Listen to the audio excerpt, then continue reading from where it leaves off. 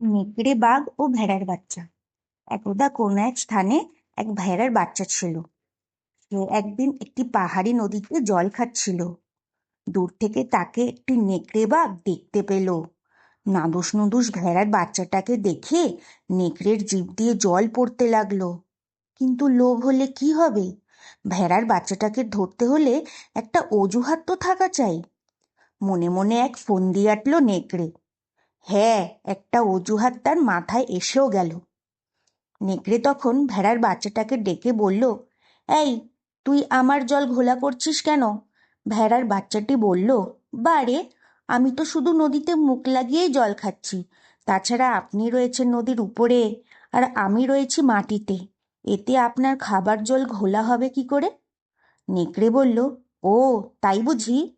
তা তুই গত বছর আমাকে বারবার গালাগালি করছিলি কেন? তাই বল। এরপর ভেড়ার বাচ্চাটা উত্তর দিল, কি বলছেন আপনি? আমার বয়স তো মাত্র 6 মাস। গেল বছর তো আমি জন্মাইনি। নেকড়ে তখন মুখ খিচিয়ে বলল, জন্মই হয়নি, আবার বড়দের মুখে মুখে তর্ক করা? খুব ডেপো হয়ে গেছিস, তাই না?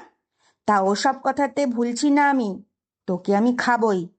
এই বলে নেকড়ে ভেড়ার বাচ্চার উপর লাফিয়ে পড়ে কচমচ করে কচি মাংস চিবিয়ে খেতে লাগলো।